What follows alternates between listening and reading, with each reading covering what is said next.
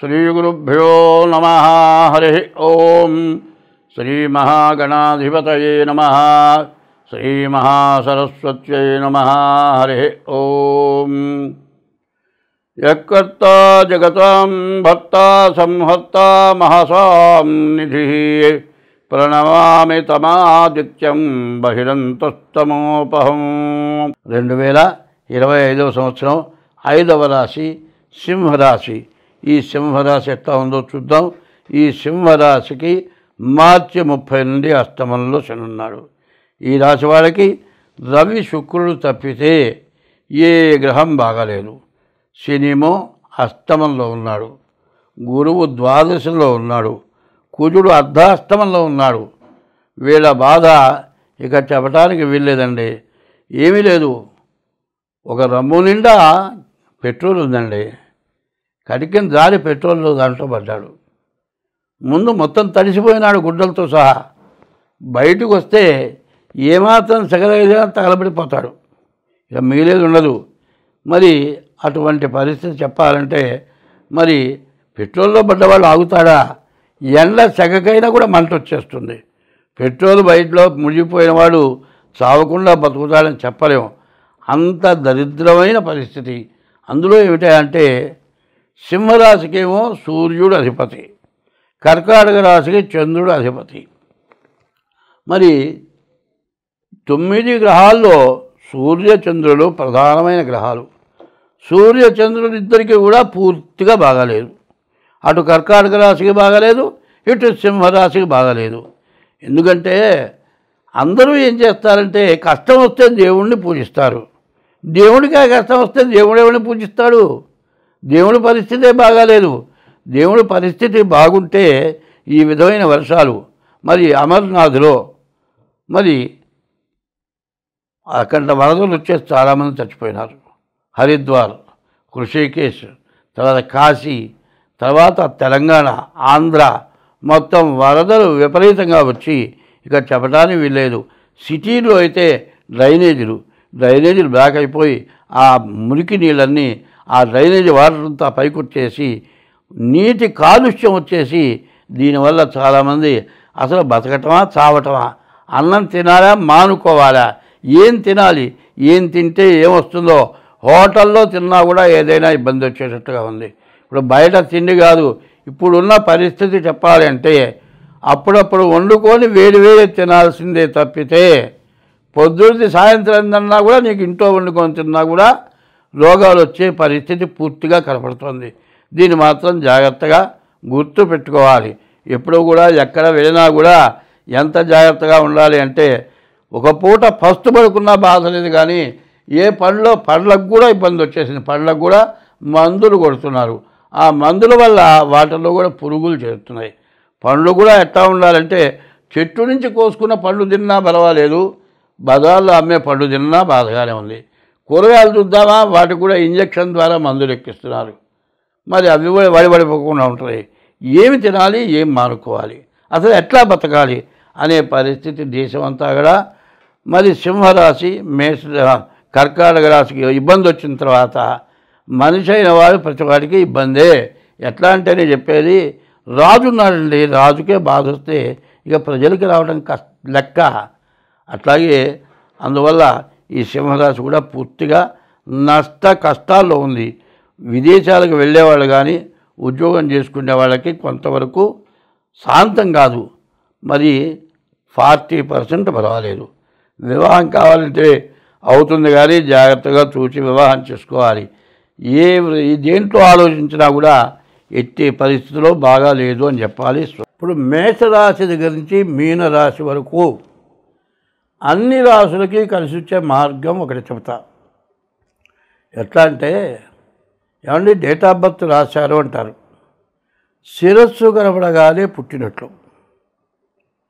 ఒక బిడ్డ 10 నిమిషాలు బయటకు వస్తుంది, 15 నిమిషాలు, 20 నిమిషాలు ఇంత ఒత్తిడితో బయటకు వచ్చిన తర్వాత చేసేటప్పటికి ఇంకో 10 నిమిషాలు, అర్ధ గంట పడుతుంది.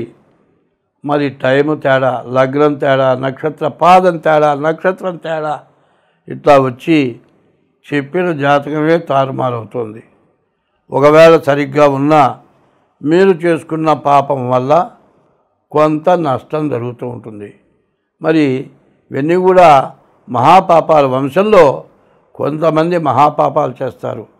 వాడు చేసిన పాపం బిడ్డ తరం అనుభవించాల్సి వస్తూ ఉంటుంది. ఎన్ని శాంతులు చేసినా, ఎన్ని పూజలు చేసినా ఆ బాధలు తీరవు. చూడండి, ఈ కలియుగంలో విపరీతమైన పాపం పెరిగి ఈ సంవత్సరం వచ్చినంత బాధలు ఎవ్వరికీ రాలే, ప్రపంచం అందరికీ వచ్చింది. ఈ బాధలు ఎందుకు వచ్చినాయి? మనకు తెలిసి చేతులారా పాపం చేసుకున్నావు. ఆ పాపం నివృత్తి కాక ఈ బాధలు వస్తున్నాయి. కాలికి దెబ్బ తగిలితే మందు వాడకపోతే కాలు మానుతుందా? నువ్వు చేసిన పాపానికి దైవాన్ని పూజించకపోతే ఈ బాధలు పోతాయా? ఇట్లాంటి బాధలు పెరగడానికి కారణం మనమే. ఎందుకంటే వేదంలో కొన్ని విషయాలు చెప్పారు. మరి వేదం అంటే అందరి వల్ల కాదు. వేదంలో మరి 18 పురాణాలు, అష్టాదశ పురాణాలు వ్యాసుడు రాశాడు. అన్నిట్లోకి అన్నీ రాసినా కూడా ఆయనకి ఏదో బాధగా ఉందట. నారదుడు చూసి, ఏందయ్యా ఏదో పరాధ్యానంగా ఉన్నావు ఏమిటి అంటే, ఏమిటోనండి ఇన్ని పురాణాలు రాసినా నీదేంతో తప్పు చేశాననిపిస్తోంది అంటే, అప్పుడు ఆయన అన్నాడు, నువ్వు ఎన్ని పురాణాలు రాసినా దైవాన్ని పూజించే విధానం, దైవ భక్తి కలిగింది నువ్వు ఏది రాయలేదయా. అందువల్ల దైవ భక్తి రావాలి అంటే రామాయణ, భారత, భాగవతాలు అన్నిట్లో కలిపి మరి భాగవతం అనేది రాయమన్నాడు. ఆ భాగవతం ఎట్లా ఉంటుందంటే, భాగవతం భాగవతం భాగవతం భాగవతం అంట మొదలు పెడితే భాగవతం చెడిపోం. భాగవతం అటువంటి భాగవతంలో గజేంద్ర మోక్షం అని ఉంది. ఈ గజేంద్ర మోక్షం 40 రోజులు చేయించుకుంటే మీకు ఎటువంటి దోషాలున్నా పోతాయి. కాదు అంత ఓపిక లేదు, 21 రోజులు చేయించుకోండి. కాకపోతే 11 రోజులు చేయించుకోండి. ఏమండి పుస్తకాలు అమ్ముతున్నారు, మేము చేసుకుంటామంటే దాంట్లో ఒక పద్యం చెబుతాను. మరి విష్ణుమూర్తి వెళుతుంటే అమ్మవారు వెనకాడితే పోతుంది. ఆయన్ని అడుగుదాం, ఎక్కడికి పోతున్నావు అని అడుగుదామనే పద్యం ఇట్లా రాశారు. అడిగేదన నీ కడుబడి జను నడిగిన తన మగడు నుడుగడని నడ యుడుగున్ వెడనెడ సిడిముడి తడబడ నడుగిడదు జడేమ నడుగిడు నెడలను. ఈ పద్యం ఎవరన్నా ఒకసారి పుస్తకం చూసిన వాళ్ళు చెప్పగలుగుతారా? ఇట్లాంటి కఠినమైన పద్యాలు ఉన్నాయి. వాటిని తప్పుపడకుండా పారాయణ చేయాలి. మరి సప్తశతిలో మరి భార్యాము రక్షత భైరవేమనుంది. వాడు పొరపాటు పడి భార్యాము రక్షత భైరవేం అనే బదులు భార్యాం భక్షత భైరవేం అన్నాడు. భార్యను తినేసింది అమ్మవారు. కాబట్టి తప్పులు పడితే దోషాల వల్ల ఇబ్బంది వస్తుంది. కాబట్టి జాగ్రత్తగా చేసేవాళ్ళ చేత అది పారాయణ చేయించుకోండి. మరి ఇట్లా చేస్తే మీకు అన్ని విధాలా బాగుంటుంది. అవసరమైతే మాకు ఫోన్ చేయండి, దానికి తగిన ఫీజు చెల్లించి మరి ఆ భాగవతం పారాయణ చేయించుకోండి. నేను ఇప్పటికీ కనీసం 25 సంవత్సరాల నుంచి చేస్తూ ఉన్నాను. అనేక కష్టాల్లో నేను బతకడం కంటే చచ్చిపోదామన్నంత పరిస్థితి వచ్చింది. ఎన్నో యాక్సిడెంట్ అయినాయి, ఎన్నో ఆపరేషన్లు అయినాయి. ఈ బాధలతో ఇక బతకకూడదు అనుకున్నాను. అటువంటి రోజున ఈ భాగవతం పారాయణ చేయడం మొదలుపెట్టిన తర్వాత ఇవాళకి నాకు 80 సంవత్సరాలు వచ్చినాయి. ఇప్పటికీ ఏ లోటు లేకుండా హాయిగా బతకగలుగుతున్నాను. మీరందరూ కూడా పాపం పరిహారం కావాలి అంటే భాగవతంలో గజేంద్ర మోక్షం చాలా విశేషమైంది. దాన్ని పారాయణ చేయించుకోండి, మీకు అన్ని విధాలా బాగుంటుంది. అన్ని రాసుల వారికి ఇప్పుడు చెప్పబోయేది కార్తీక మాసం చాలా విశేషమైన రోజులు. ఈ రోజుల్లో మరి ఈ గజేంద్ర మోక్షం పారాయణ చేయించుకోవడం చాలా అవసరం. దీని గురించి పెద్ద ఖర్చు ఉండదు. దాని ప్రకారం చేస్తే మీకు అన్ని విధాలా బాగుంటుంది. ఇది మాత్రం ప్రతి రాశికి కూడా చివరిలో వేయండి. ఇప్పుడు చెప్పింది ఇది విశేషం. దీంట్లో చేస్తే అన్ని విధాలా బాగుంటుంది. స్వస్తి.